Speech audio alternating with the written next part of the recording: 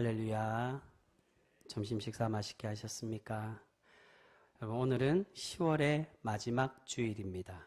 다들 추수하시느라 바쁘시죠? 여러분, 우리가 이제 추수할 수 있도록 우리 지켜주시고 올 한 해 동안 내려주신 모든 것에 감사하는 감사절기가 이제 다가오고 있습니다. 우리가 지난 모든 것에 항상 하나님께 감사하며 또한 하나님과 동행하며 살아가실 수 있는 그런 은혜 성도 우리 모두가 되실 수 있기를 주님의 이름으로 축복합니다. 여러분, 오늘 우리가 함께 읽은 13장 말씀에서는 예수님께서 이제 본격적으로 비유의 말씀을 들려주고 계십니다. 이 13장은 예수님의 천국에 관한 7가지의 비유로 오늘 이 13장이 이루어져 있습니다. 그 중에서 오늘은 그 첫 번째 비유인 씨 뿌리는 비유에 대해서 말씀하시는데, 오늘 말씀의 구성은 씨 뿌리는 비유에 대해서 말씀하시고 또한 그 비유의 뜻이 무엇인지를 설명해 주십니다. 그리고 그 중간 사이에 예수님께서 이렇게 비유로 말씀하시는 이유가 무엇인지, 그 목적이 무엇인지를 제자들에게 설명해 주십니다. 특별히 이 씨 뿌리는 비유는 이 중간에 나오는 예수님의 이 비유의 의미, 비유로 말씀하시는 그 목적과 깊은 관련이 있다라고 할 수 있습니다. 여러분, 예수님께서 왜 비유를 사용하여 제자들과 사람들에게 말씀하고 계실까요? 오늘 말씀을 보시면 이제 전체적인 의미는 바로 천국 비밀을 선택받은 사람만 깨달을 수 있도록 구별하기 위해 그렇게 이 비유로 말씀하고 계신다라고 설명하고 있습니다. 우리 11절과 12절 말씀 같이 읽겠습니다. 오늘 함께 읽은 말씀 11절 12절 같이 읽습니다. 시작. 대답하여 이르시되 천국의 비밀을 아는 것이 너희에게는 허락되었으나 그들에게는 아니 되었나니 무릇 있는 자는 받아 넉넉하게 되되 없는 자는 그 있는 것도 빼앗기리라. 아멘. 이 말씀으로만 보면 비유를 사용해서 천국의 비밀을 아무나 쉽게 깨닫지 못하도록 감추시기 위해 그런 목적으로 이 비유를 말씀하시는 것으로 우리가 생각할 수가 있습니다. 그런데 여러분, 우리가 한번 생각해 보셨으면 좋겠습니다. 우리가 흔히 비유를 사용하는 목적이 무엇일까요? 우리가 보통 일반적으로 비유를 왜 사용합니까? 비유를 사용하는 이유는 우리의 기본 상식을 더 어렵게 하기 위함이 아니라 그 반대로 일상에 일어나는 일을 비유로 사용해서 우리가 이해하기 어려운 원리를 잘 이해하도록 설명하기 위해서 쓰는 이 언어 표현이 바로 비유라는 것입니다.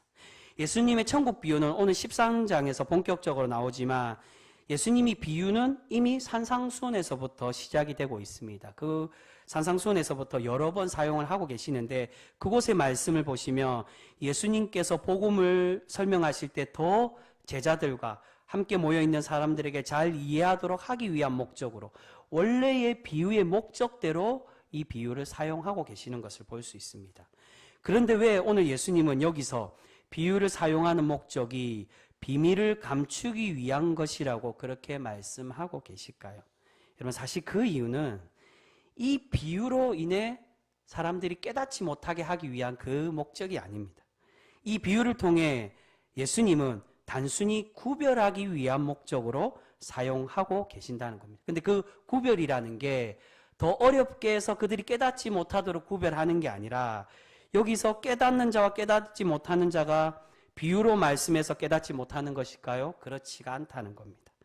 비유가 단순히 어려워서 구별되는 것이 아닌 비유로 인해 구별되는 것은, 비유로 인해서 예수님이 구별하시고자 하는 것은 그들의 그들이 스스로가 귀를 닫고 있기 때문에 이 비유를 깨닫지 못하고 계심을 우리에게 말씀해 주고 있습니다.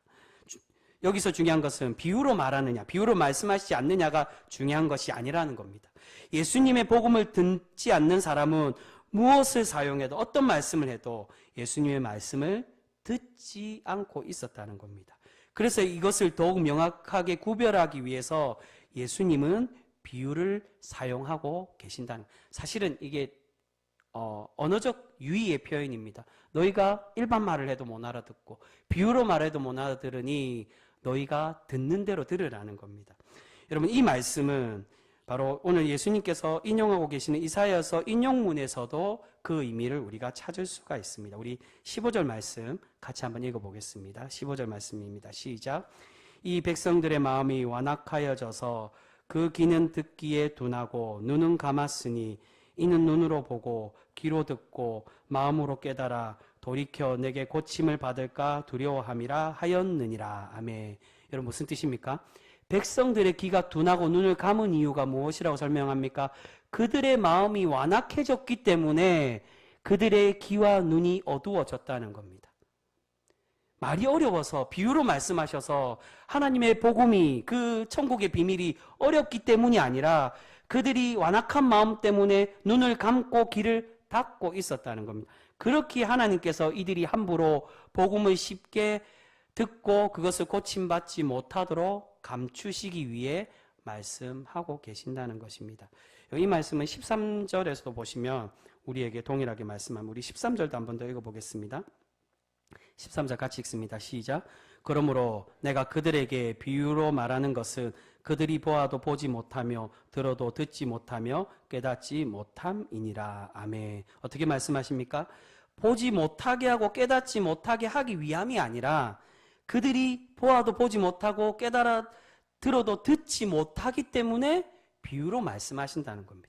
원래 비유는 쉽게 깨닫고 쉽게 설명하기 위해 우리의 일상적인 일어나는 일을 더 쉽게 우리가 하나님의 복음을 예수님의 복음을 알기 위해 설명하는 게 복음인데 그들 스스로가 이미 귀를 닫고 눈을 감고 듣지 않으려고 하고 있다는 겁니다.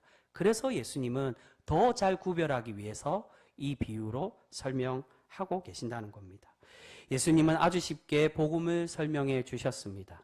예수님이 말씀해 주신 복음의 핵심이 무엇입니까? 어려운 것이 아닙니다. 하나님께 진정한 마음으로 회개하며 나오라고 말씀하셨습니다. 또 하나님의 말씀의 최고의 가치는 사랑에 있다라고 가르쳐 주셨고 그리고 그것을 이해하기 쉽게 비유로도 여러 번 설명해 주셨습니다. 그런데 들을 준비가 된 사람들은 비유로 말하든 설교로 말씀하시든 그 말씀을 듣고 마음에 받아 회개하고 하나님께로 돌이키는 것을 볼 수 있습니다. 들을 준비가 된 사람은 어떤 말로 해도 하나님의 말씀에 감동하여 그 말씀에 순종하고 회개하고 하나님께로 나왔다는 겁니다. 그런데 마음밭이 준비되지 못한 사람은 어떻게 하고 있다는 겁니까? 어떤 말이든 그것을 듣지 않으려고 하고 변화되지 않으려고 하고 있는 것을 볼 수 있습니다. 도리어 그들은 예수님의 기적을 시기하였고 앞에 말씀을 보면 그 기적을 놀랍다라고 대단하다라고 저곳에 하나님의 구원이 있다라고 칭찬하며 그것을 쫓아가 바라본 것이 아니라 너만 그렇게 잘났어? 너만 기적을 행해? 라고 예수님이 시기하고 질투하고 있었다는 겁니다. 하나님께로 돌아오라는 말씀에 거부하고 있었습니다. 이것을 받아들이면 왜 이들이 이렇게 거부하고 시기했습니까? 이것을 받아들이면 자신의 이득이 사라지고 이 땅에서의 자신들이 지금 현재 누리고 있는 행복이 사라질 것으로 생각하고 있었기 때문입니다. 이들은 어떤 말이든 들을 준비가 되지 못하고 귀를 닫고 있었습니다. 이러한 이유에서 예수님은 가장 먼저 이 씨 뿌리는 비유로 우리에게 말씀해 주고 계십니다. 이 씨 뿌리는 비유를 잠깐 보시면요. 어떤 밭들이 나옵니까? 4가지의 밭이 나옵니다. 사실은 밭은 하나밖에 나오지 않지만 4곳에 예수님은 씨가 뿌려졌다라고 설명합니다. 첫 번째는 어떤 밭입니까? 길가에 뿌려졌다라고 말씀하시고 두 번째는 돌밭에 뿌려졌고 세 번째는 가시덤불에 뿌려졌습니다. 그리고 네 번째에 좋은 땅, 옥토밭에 이 씨가 뿌려졌습니다. 근데 사실 여기서 예수님께서 진짜 말씀하시고자 하는 밭의 종류는 몇 개이겠습니까?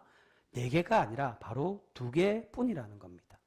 어떻게 2개로 됩니까? 좋은 밭과 나쁜 밭으로 나누어서 설명하고자 하는 것입니다. 이것을 좀 더 언어 유의적으로 비유적으로 4가지에 받지 못하는 나쁜 밭으로 3가지를 더 추가해서 설명하시는 것이지 진정으로 이 비유에서 말씀하시고자 하는 건 너희가 길가가 됐든 돌밭이 됐든 가시덤불이 됐든 과연 좋은 밭이냐 아니면 하나님의 말씀을 바로 받고 들어서 행할 수 있는 그런 옥토 같은 기름진 땅이냐를 너희가 구별하여 생각해라는 겁니다.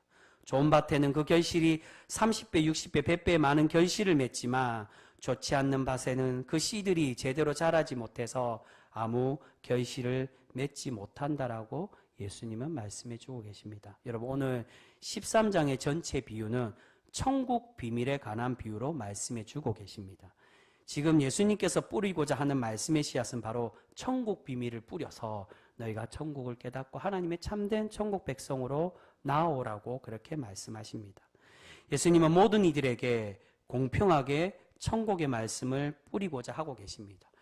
정말 비유로 감추고자 하셨다면, 누구는 듣고 누구는 듣지 못하게 하셨다면 더 어렵게 설명하셨을 것인데, 예수님의 사실은 복음의 이 선포의 의미, 예수님의 설교와 비유의 의미는 너희가 구별해서, 내가 이미 너희를 정지하고 구별해서 들을 수 있는 사람만 내가 너희에게 선포하겠다, 그런 목적으로 이야기하는 것이 아니라는 겁니다. 모든 이들에게 공평하게 너희가 이 말씀을 듣고 받을 준비가 되었다면 받고 하나님께로 나와 회개하는 백성이 되기를 바라고 계십니다. 예수님은 항상 죄인들이 하나님께로 돌아오기를 바라고 계시며 선포하십니다. 그것은 바리새인들과 서기관이라고 해서 이들이 회개하고 돌아오기를 싫어하고 계신 것이 결코 아닙니다. 그들도 자신의 잘못을 깨닫고 하나님께로 돌아온다며 예수님은 이들도 사랑하여 주시고 이들을 용서하기를 원하고 계시는 줄 믿습니다.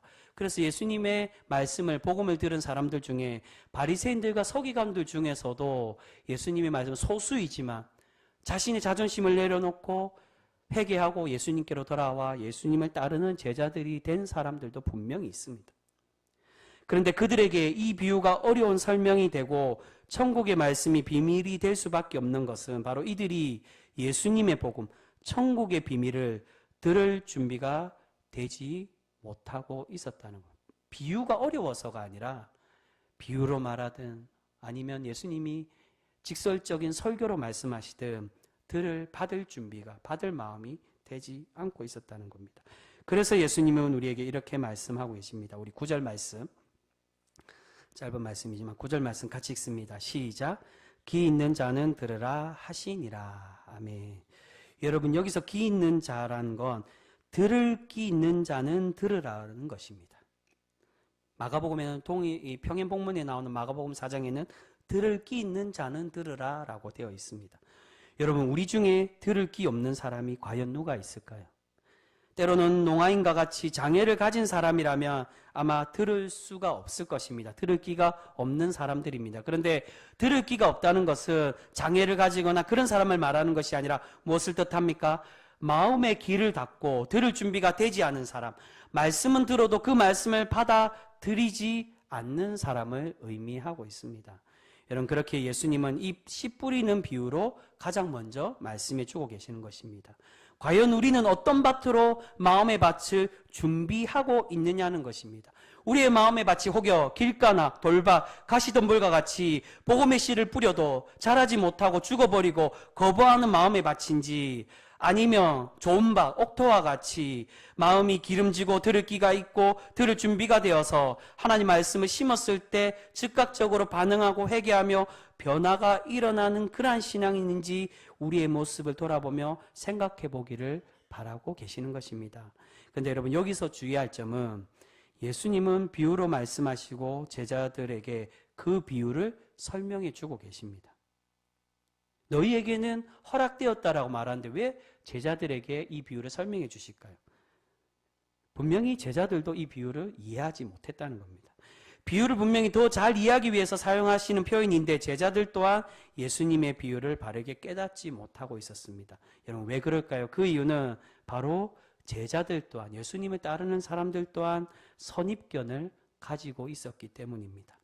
바리새인들과 서기관들 뿐만이 아니라 예수님의 제자들도 예수님을 믿고 따르고는 있지만 복음에 관해서는 선입견을 가지고 있었다는 겁니다. 예수님의 제자들 중에서도 예수님을 오해하고 있었습니다. 예수님이 우리의 참 구원자이시기 때문에 단순히 우리의 영혼과 우리의 삶을 구원하는 그런 분으로만 받아들인 게 아니라 실제적으로 우리가 지금 속국으로 살아가고 있는 이 로마에서 우리를 해방시켜주고 또한 우리보다 더 잘 살고 있는 빈부격차가 있는 우리를 억압하는 저 부자들과 권력자들을 하나님께서 심판하시고 가난하고 어려움을 겪고 있는 이들을 하나님은 위로하시고 부자로 만들어 줄 것으로 그렇게 착각하고 생각하고 있었다는 겁니다. 여러분, 우리도 그렇지 않습니까? 많은 신앙인들 중에 교회 나오고 기도 열심히 하고 하나님 잘 믿으면 다른 종교를 믿는 것처럼 우리가 부자 된다라고 생각하는 그렇게 오해해서 하나님께로 나오는 그러한 사람들이 많이 있는 것을 보게 됩니다. 제가 전에 오전 예배 때도 그 말씀을 잠깐 드렸죠. 초신자 중에 아들을 낳기 위해서 교회 나왔지만 그 목사님도 사실 그 목사님이 제 어릴 때 멘토 목사님이셨습니다.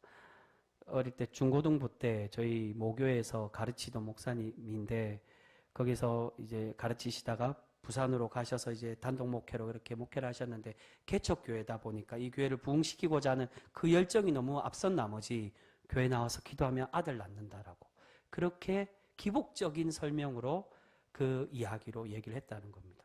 근데 오전 예배 때 제가 말씀드렸지만 결국 그 결과가 어떻게 되었습니까?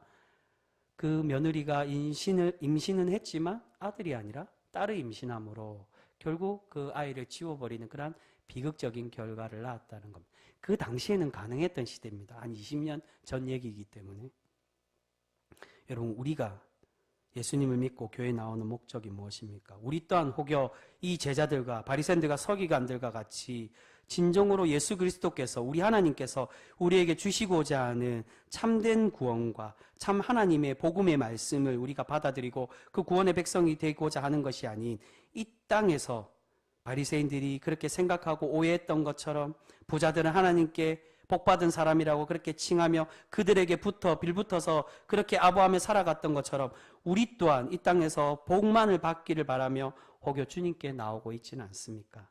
예수님 시대에도 자신들이 생각하는 구원관과 잘못된 복음이 따로 있었다는 것입니다.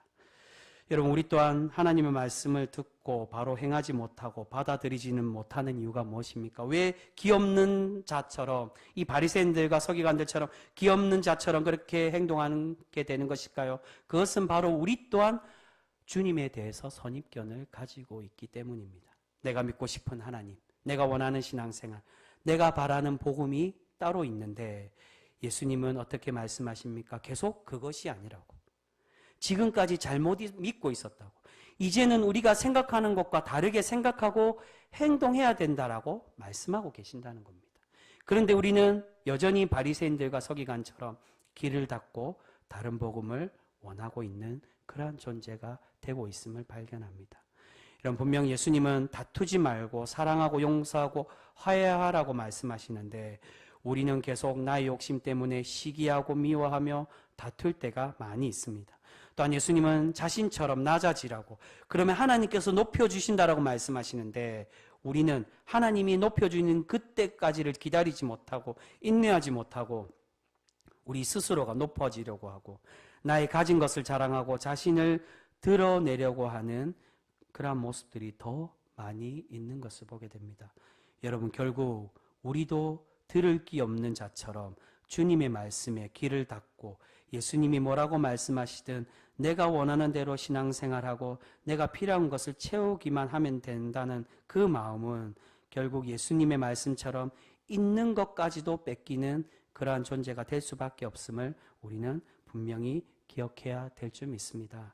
오늘 예수님께서 천국의 많은 결실을 맺는 방법을 결론적으로 우리에게 설명해 주시며 오늘 말씀을 마무리하고 계십니다. 우리 그 말씀 한번 보겠습니다. 23절 말씀입니다.